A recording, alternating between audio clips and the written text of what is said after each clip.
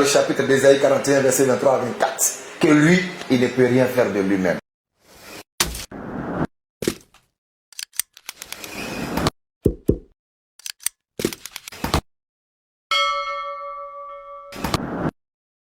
Lui, il est dans l'incapacité, à la lumière de l'interrogation des croyants dans le chapitre d'Ésaïe 41, verset 23 à 24, que lui, il ne peut rien faire de lui-même. Donc, il n'est pas une divinité. Allahu Akbar. Et quand nous arrivons à la sourate 3, verset 59, mais d'abord, avant de lire la sourate 3, verset 59, toujours dans Jean 50, Jésus-Christ dit: je ne peux rien faire de moi-même selon ce que j'entends. Je juge, mon jugement est juste, parce que je ne cherche pas ma volonté, mais la volonté de celui qui m'a envoyé. Savez-vous pourquoi Jésus-Christ ne peut rien faire de lui-même? Parce que lui-même, il est un fait. Est-ce que vous avez compris ce langage? Je répète. Jésus-Christ ne peut rien faire de lui-même, parce que lui-même, Jésus-Christ, est un fait. Comment? Je vais essayer de diluer un peu le langage. Jésus-Christ ne peut rien faire de lui-même, parce que lui-même, Jésus-Christ, est une créature, au fait. Tu vois? Jésus-Christ ne peut rien faire de lui-même, parce que lui-même, il est aussi un fait. Hein? Alors, le Coran va nous signifier cela dans la sourate 3, verset 59, en nous disant ce qui suit.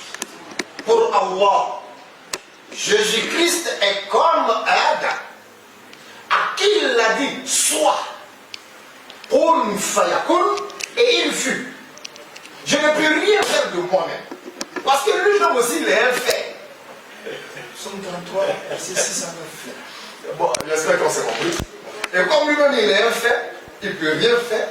Il faut qu'il fasse selon celui qui l'a fait. Pour Allah, Jésus-Christ est comme Adam, à qui il a dit sois, et il fut. Nous continuons toujours l'enseignement. Jésus-Christ, que vous malmenez tant avec la compréhension d'être Dieu, il va dire: Jésus-Christ ne connaît pas la fin parce qu'il n'est pas le Créateur.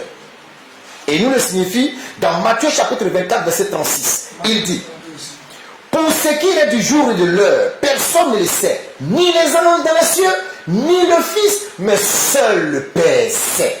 Pourquoi? Parce que Jésus-Christ n'est pas le Créateur. Et s'il était le Créateur, il allait avoir le pouvoir et la capacité de savoir. Et puisqu'il ne sait pas, il démontre que je ne suis pas Créateur pour savoir. Celui qui sait, c'est celui qui a créé. Et c'est le Père, seul. Jésus-Christ nous dit également la même chose dans Marc 13, verset 32. Lorsque nous prenons le livre de Somme 35, verset 5, Jésus-Christ ne peut pas être Dieu. Le livre de Romains 15, verset 6, Jésus-Christ ne peut pas être Dieu. Le livre d'Éphésiens 1, verset 17, Jésus-Christ ne peut pas être Dieu. C'est qu'il est bon de savoir qu'il n'y a point de variation en l'éternel. Comment Dieu peut dire hier, dans tout ce que nous avons cité, Ésaïe 40, 25, Nombre 23, 19, Osée 11, 9, que lui n'est pas un homme, et puis aujourd'hui il devient un homme, alors qu'il n'y a point de variation dans ce que l'Éternel dit. Ésaïe 41, verset 4.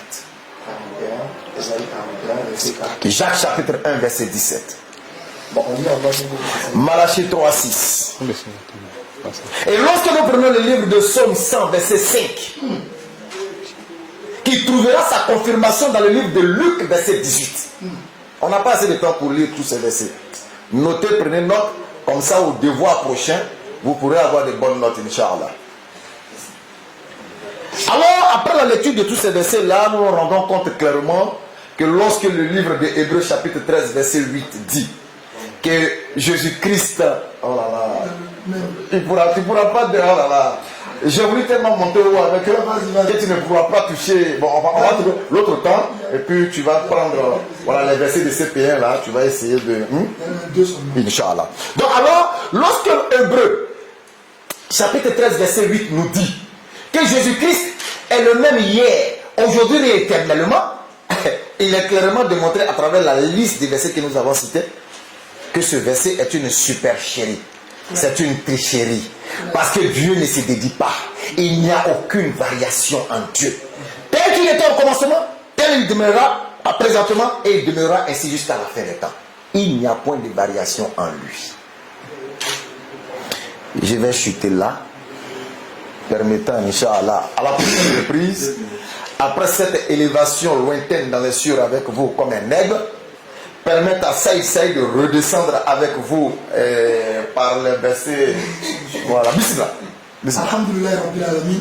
Le pasteur a dit beaucoup de choses, vraiment. Ce sont des paroles que le pasteur même doit méditer là-dessus. Bismillah. Parce que dire, c'est pas ça le plus important, mais c'est de comprendre qui est le plus important. Masha'Allah. Quand le pasteur dit par exemple que la Bible et le Coran confirment que Jésus est Dieu, mais nous posons la question, il s'agit de quel Coran? Bismillah. Parce qu'il ne s'agit pas du même Coran que les musulmans lisent. Car Oussad l'a démontré tout à l'heure, dans la Sourate 3, verset 59, Jésus a été créé comme Adam par Allah.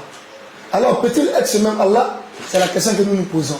Mais en même temps, il faudra que le pasteur il relie bien le Coran. Car dans la Sourate 5, verset 72, Allah il dit ceci. Il dit, cette sont mécréants, ceux qui disent que Jésus, fils de Marie, est Allah. Là, à la lecture du verset même coranique que tu viens de lire, Allah même en train de te traiter de mécréant parce que tu dis que Jésus est Allah. Donc il faudra bien lire le Coran. On va revenir dans la Bible. Là, on va aller jusqu'à la Genèse. Au commencement même des choses. Parce qu'il est bien beau de commencer les choses où les choses ont commencé. Voilà. Donc on va à la Genèse. Parce que là, à la Genèse, aujourd'hui, quand musulmans et chrétiens se mettent à échanger, quand musulmans et chrétiens se mettent à échanger, c'est par rapport à Abraham. Et sur Abraham, il y a une promesse qui lui a été faite dans Genèse 17, verset 7. Et nous allons lire cette promesse. Et Genèse 17, verset 7 dit, j'établirai mon alliance entre moi et toi, et tes descendants après toi, selon leur génération. Ça sera une alliance perpétuelle en vertu de laquelle je serai ton Dieu et celui de ta postérité. La question qui reste à poser ici au pasteur, est-ce que Jésus est l'Éternel qui parlait à Abraham ou bien il est l'accomplissement de la prophétie qui a été annoncée à Isaac, donc il fait partie de la descendance d'Abraham? Merci. À la réplique prochaine, j'espère que tu auras un bon mot à placer. Inch'Allah. Merci pour tout ce que vous venez de dire. Aussi qui peut D'accord. Il peut aller. Il peut? Oui. D'accord. Vraiment, dernières 15 minutes. D'accord. Une fois de plus encore, je dis merci au frère Béni et au frère qui est là. J'aimerais simplement être modeste. Voilà. Et toute modestie mise à part, j'aimerais dire à Béni que il peut me traiter d'élève. Je l'accepte. Il n'y a pas de souci. Mais ce qu'il doit savoir, c'est que Ça touche fraternité. oui, je suis d'accord. Mais ce que Béni doit savoir, c'est qu'il me traite d'élève par rapport à lui, sa connaissance. Et c'est ça le grave danger. Quand quelqu'un pense tout savoir, par un moment il ne fait plus rien. Et voilà ce qu'il est bien dit. Et je vais dire simplement que quand nous parlons d'Abraham, le frère a posé la question de savoir qui s'est révélé à Abraham. Jésus-Christ a donné une parabole aux Juifs. Je vais encore relire ce passage pour qu'on comprenne bien. Jean 5. Jean 8, 58. Jean 8, 58, merci. Jean 8, 58. Je vais lire ça rapidement et puis on va avancer. Attends, je vais lire, on va lire un peu vite. En même temps, ok. Jean 8, 58. La Bible dit que, voilà ce qu'il y a la réponse que Jésus-Christ a donnée aux Juifs. Il dit Abraham, votre père. En réalité, quand il dit que Abraham, ton père, c'est-à-dire qu'il ne se reconnaît pas Abraham comme son père. Voilà ce que les frères musulmans doivent comprendre. Il dit Abraham, votre père, a tressailli de joie de ce qu'il verrait mon jour. Il a vu et il s'est réjoui. Les Juifs lui disent tu n'as pas encore 50 ans et tu as vu Abraham. Jésus leur dit en vérité, je vous le dis, avant qu'Abraham fût, je suis. Là-dessus, il prit des pierres pour le jeter contre lui, mais Jésus se cacha et il sortit du temple. Explication. C'est tellement simple. Tout à l'heure, dit que quand j'étais à l'école primaire, là, ils m'ont dit, mais le frère Béni n'a pas prêté attention à cette parabole-là. Ils m'ont dit, le soleil se lève à l'est et se couche à l'ouest. Et la question est posée à Béni, est-ce que le soleil se lève vraiment à l'est et se couche à l'ouest? C'est ça l'enseignement. Et quand quelqu'un ne comprend pas l'enseignement, c'est quoi? Dans une classe, on a le même professeur, et il y a un premier et un dernier. Pourquoi? Parce que le premier comprend mieux l'enseignement du maître. Le dernier ne comprend pas bien l'enseignement du maître. Et je dis, c'est quand le maître dit ici aux Juifs que Abraham, leur père là, il a tressailli de joie quand il a vu le jour de Jésus-Christ. Et il va vous aider. On va aller dans le Coran pour que le Coran vous situe. Quel jour Jésus-Christ a vu, Abraham a vu Jésus-Christ. On va prendre la sourate.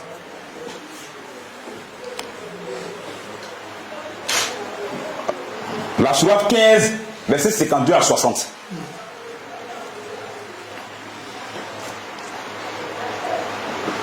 Bien.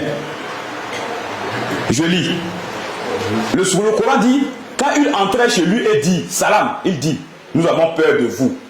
Il dit, n'aie pas peur, nous t'annonçons une bonne nouvelle, la naissance d'un garçon plein de savoir. Il dit, m'annoncez-vous cette nouvelle alors que la vierge m'a couché? Vous m'annoncez donc, vous m'annoncez vous donc.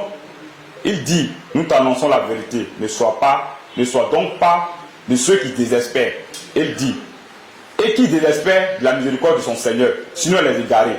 Il leur dit, que voulez-vous, ô envoyé de Dieu? Il dit, en vérité nous sommes envoyés à des gens criminels, à l'exception de la famille de Lot, que nous sauverons tous, sauf sa femme. Mais regardez ce qui est intéressant. Au fait, la révélation vient des petits détails. Regardez dans ce passage-là, on dit, nous, dans ma version, c'est en parenthèse, Allah. Mais ce temps-là est mis pour qui? Pourtant, dans ce passage-là, le Coran est clair. Le Coran dit, des hommes ont croisé Abraham. C'est pourquoi on dit que Dieu peut prendre l'aspect humain. Et qu'est-ce que le Coran dit quoi? Les anges là, Abraham les voyait, Abraham a eu peur d'eux. Pourquoi il les voyait? Parce qu'ils ressemblaient à des hommes. Mais à l'approche, ils étaient totalement différents des hommes. Voilà ce que nos frères musulmans ne comprennent pas. Et c'est pourquoi je vous invite à bien méditer sur ces passages qui sont en train de vous donner. Ces anges ont pris l'aspect humain. Et dans le Coran ici, le Coran parle, dans les autres endroits, quand le Coran parle de Dieu, il met nous. Il parle des hommes, il met nous. Et quand il arrive ici à ce pays, il dit, nous, en parlant Allah, avions déterminé quel sera au nombre des exterminés. Et nous retournons dans le livre de la Genèse pour comprendre maintenant qu'est-ce que le Coran est en train d'expliquer ici. C'est ce que nos frères musulmans doivent comprendre. Je vais retourner dans le livre de Genèse 32. Pardon, Genèse 19. Et on va comprendre beaucoup de choses concernant pourquoi Jésus-Christ a dit, il faut prendre Genèse 19. C'est pas 18 par hasard. C'est 18. 18. Oui, bah, d'accord, 18, 19. Prends 18, verset 1 à 3. Pourquoi Jésus-Christ a dit, quand votre père Abraham a vu la tressaillie de joie, c'est qu'il l'homme naturel ne comprend pas. Parce que Jésus-Christ n'a pas même âge qu'Abraham. C'est des centaines d'années après que Jésus-Christ vienne. Pourtant, Abraham était déjà le père de la foi. Mais comme le fait dit que non, quand Abraham a vu la tressaillie de joie, le Coran l'explique, la Bible l'explique. Je viens de prendre la sourate qui dit que des hommes ont croisé Abraham pour annoncer la naissance d'un fils. Et Abraham a eu peur de ces personnes. Pourquoi? Parce qu'en réalité, si c'était un homme comme moi, il n'allait pas avoir peur. Mais à la peur de ces hommes, il a vu qu'il y a une très différence entre l'homme naturel et celui à qui il est en face de lui. Nous allons prendre maintenant le livre de la Genèse, Genèse 18, à partir du verset 1 à 3. Et nous allons comprendre ce qui s'est passé.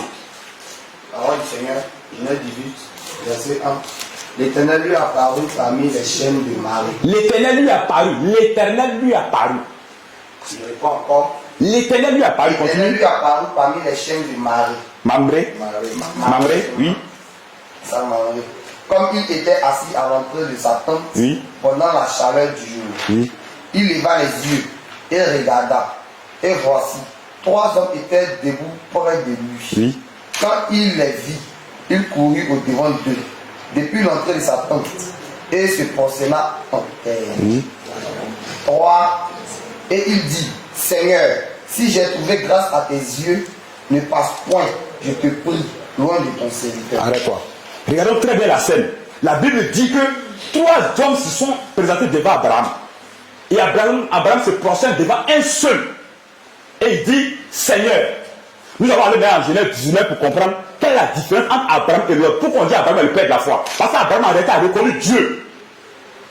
Voilà ce que la Bible explique.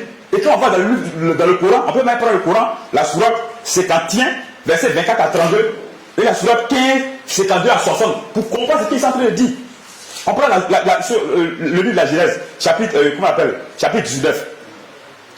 Chapitre 19, déjà.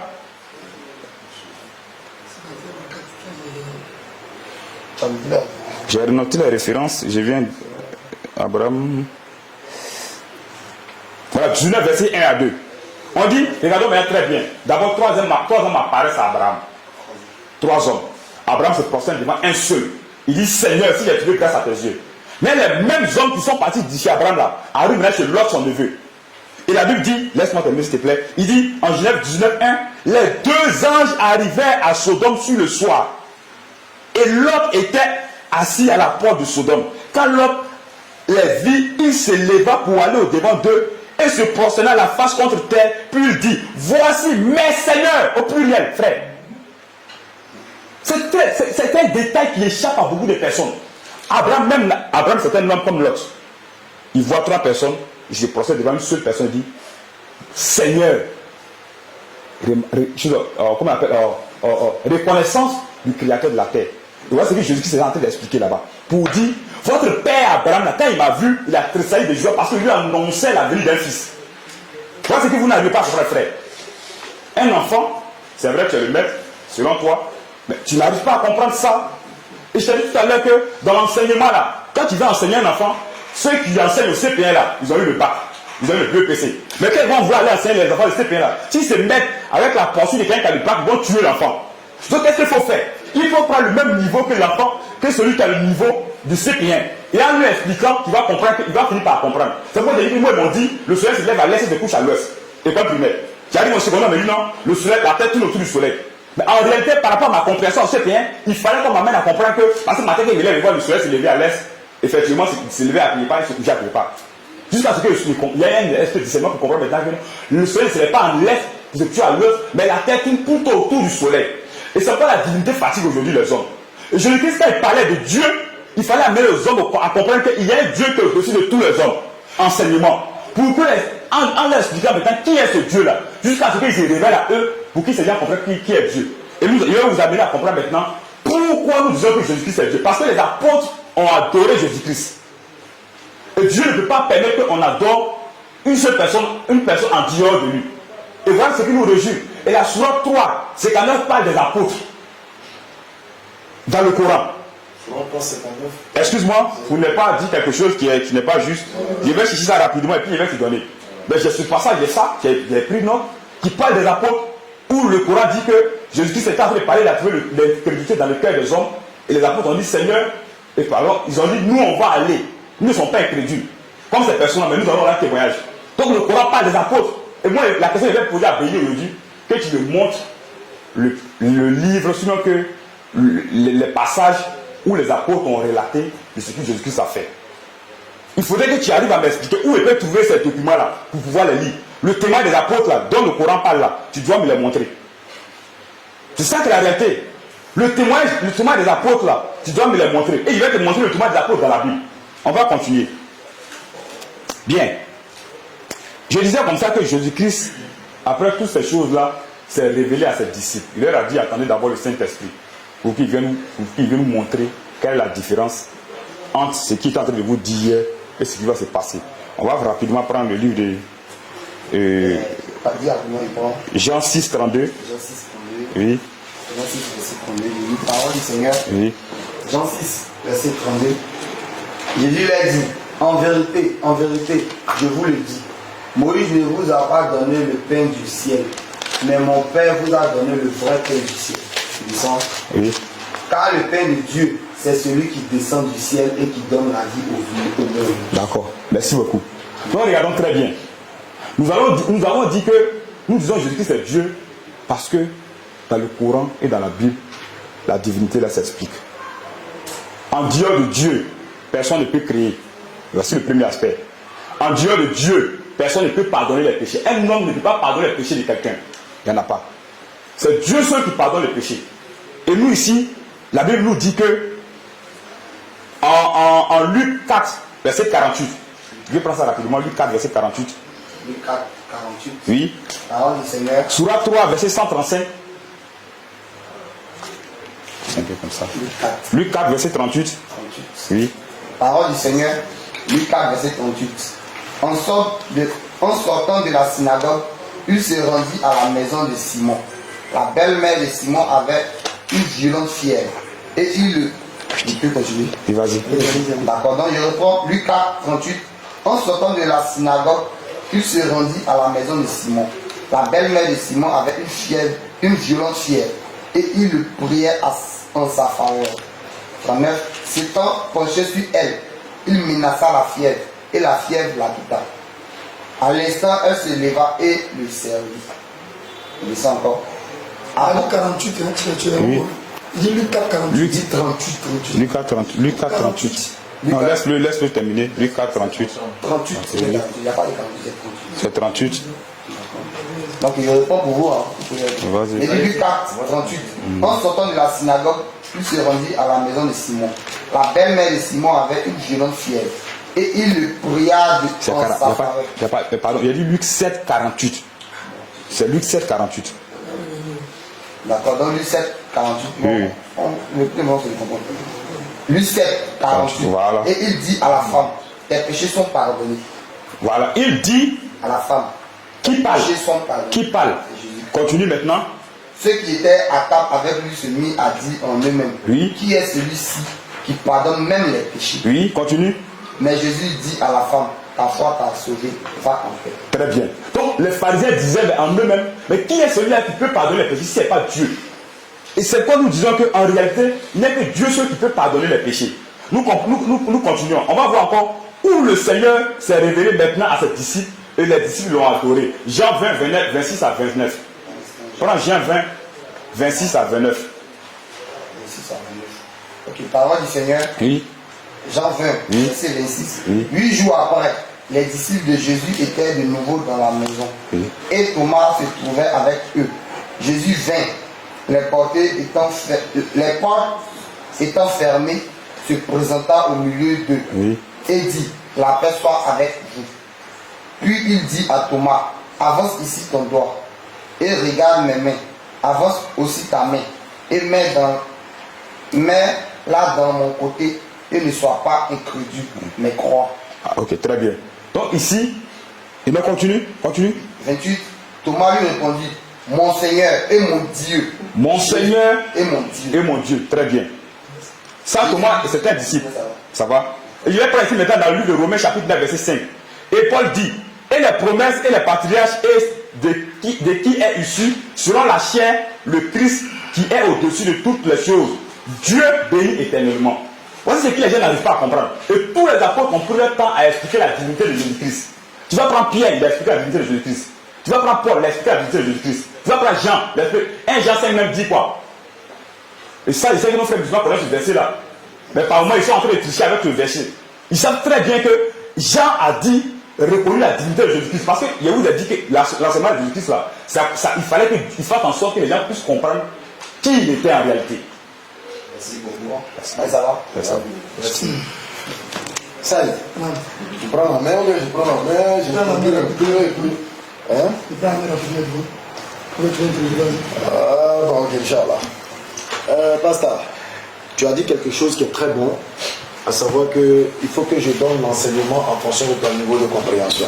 C'est pas ce qu'il a dit. Et effectivement, tu as parfaitement raison, parce que je suis allé un peu trop fort à un moment donné, et j'ai tellement mis la barre très haute que la compréhension était difficile. Vous avez parfaitement raison. Là, je vais essayer de ramollir l'enseignement. Voilà, tu ne m'as pas compris. Je le répète. D'accord.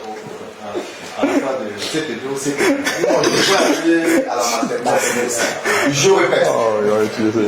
Dieu ne peut pas, ne sera jamais un homme selon sa parole. Et tous les versets que j'ai cités, vous n'avez contesté aucun de mes versets. Alors que c'est Dieu lui-même qui dit qu'il n'est pas un homme. Mais comment un Dieu auquel il n'y a point de variation peut-il dire hier qu'il n'est pas un homme et devenir un homme aujourd'hui? C'est impossible. Jésus-Christ ne peut pas être Dieu. Tout à l'heure, vous avez dit que Jésus-Christ a pardonné le péché d'une dame.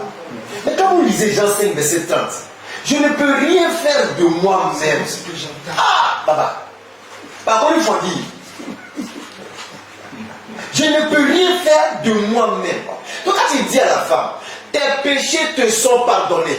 Qui pardonne? Je ne peux rien faire de moi-même, mais j'agis selon la volonté de celui qui m'a envoyé. Qui pardonne? C'est celui qui l'a envoyé qui a fait de pardonner. Ce n'est pas le Christ. Hein? Ce n'est pas le Christ. Dieu ne peut jamais être un homme. Ce n'est pas moi. Réfléchis sur Ésaïe 29, verset 15 à 16. Dieu ne peut jamais être un homme. Tout à l'heure dans la série des questions, tu vas bien expliquer Ésaïe 29, verset 15 à 16. D'accord. Quand vous avez pris l'histoire d'Abraham, dans la Genèse chapitre 18, verset 1er, dans les chaînes de Babel, vous êtes une grosse loi. Dieu n'est jamais venu sur terre avec une fois. En fait, j'attendais ça. J'attendais que vous sortiez ça. Parce que j'allais vous poser la question, montrez-moi dans l'Ancien Testament où Dieu est devenu un homme. C'est pas mal de comprendre. Mais heureusement, vous-même vous êtes venu. Il n'y a pas de problème. Genèse chapitre 18, verset 1er. D'accord. L'Éternel se révéla à lui, c'est-à-dire Abraham, dans les plaines des marais, tandis qu'il était assis à la porte de sa tente, dans la chaleur du jour. Il leva les yeux et voici 3 hommes qui se tenaient. D'abord, quand tu prends le Coran et puis tu dis oui, Dieu dit s'il y avait des hommes sur terre, s'il y avait des anges sur terre, il leur aurait envoyé des messagers anges. S'il y avait des moutons sur la terre, il allait envoyer des messagers moutons. Je ne peux pas envoyer un ange dans sa forme angélique à des êtres humains. Ils n'auront même pas la capacité de le voir, de le regarder, ni de l'écouter parce qu'ils auront très peur. Alors, comme c'est des hommes qui sont sur la terre, quand il envoie un ange, l'ange prend la forme d'homme. Alléluia. Bon, tu l'as dit. Vous avancez? Oui, vas-y, frère. Donc, lorsque l'Éternel envoie un ange sur la terre, je précise bien, quand l'Éternel envoie, je n'ai pas dit quand Dieu vient. Quand l'Éternel envoie un ange sur la terre, l'ange prend la forme d'homme pour ne pas effrayer l'homme à qui il va s'adresser. Maintenant, dans le Coran, le mystère, la beauté que le Coran ressort, quand les anges sont venus vers Abraham dans la forme humaine, Abraham a vu que c'était les hommes. Alors Abraham allait préparer pour venir vers eux. Et qu'est-ce qui va se passer? Abraham va voir qu'ils ne vont pas prendre la main pour toucher la nourriture, ça ne les intéresse pas. Parce que dans leur forme humaine, qui est en réalité une fausse forme humaine, ils n'ont pas les mêmes besoins physiologiques que l'être humain que nous sommes. Alors, dans le Coran, les anges ne vont pas toucher la nourriture. C'est là Abraham va comprendre qu'en réalité, ce n'est pas des hommes comme lui. Il a triché avec la compréhension du verset. Maintenant, le verset qu'il a pris dans la Bible. Or, dans la Bible dit quoi? Quand Abraham a envoyé le veau, les anges ils ont pris, il faut qu'il y ait Maraka. Ça dit qu'il a fait un peu toutes les bouches. Et quand on lit ici, quand vous lisez ici c'est le rapport des Juifs, la voix de la Torah. Ils disent quoi? Ces 3 anges-là, on va les lire. Le rapport nous dit quoi? Voici 3 hommes. Rachi explique, c'est un grand savant juif. Il dit, 1 pour annoncer la bonne nouvelle à Sarai qui est Michaïl, 1 pour détruire Sodome qui est Gabriel, et 1 pour guérir Abraham de sa stérilité qui est Raphaël.